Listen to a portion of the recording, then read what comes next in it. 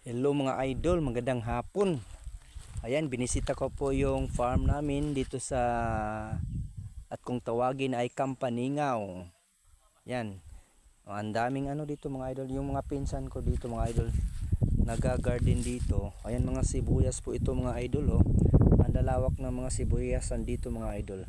Kakatanim lang po ng mga sibuyas dito, kaya hindi gaano kakapal pa. Ayan oh, sige, lakad tayo sa ano, dun sa dulo mga idol. Yung mga pichay oh, dito pa rin mga pichay mga idol oh. Ayun, lalawak ng mga sibuyas dito mga idol oh. Ayan, lakad pa tayo doon sa kabila. Ayan po, may mga seedlings na po yan oh, pichay yan dyan. Ayan dito mga idol. Yakang kung gusto nyong umorder mga idol, pwede po kayo dito.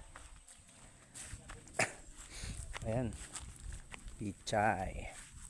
Mga ilang puno ng nyog dito kasi ito lang yung natira nung kasagsagan ng bagyo dati. Ayan o, pichay.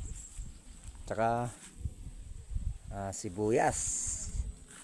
Dito, kabilaan.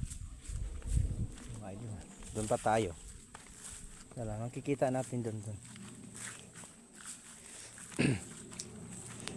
Piniprepare pa po nila yung ibang taniman mga idol. Yan o, yung iba dyan. Kaya order na kayo ng mga pichay dito mga lods. Ayan o, yan pichay. Zoom natin, ayan o, doon mga pichay. Ang dami no. Saka yung mga sibuyas dyan pa din yung mga idol o.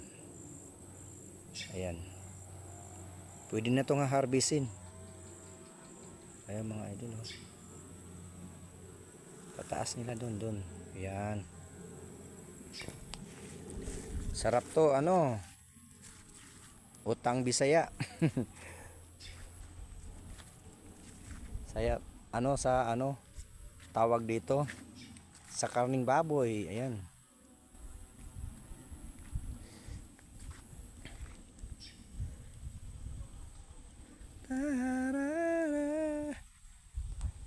saging, ilang puno ng saging. Ayan oh, saging.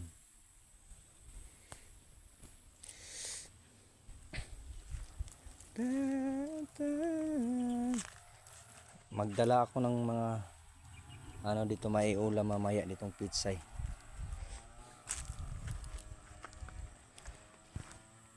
Yan, magtatanim na rin po ng palay mga idol. Ito po yung mga seedlings, yung mga ano, yan, ready na po yan, tatanim yan oh.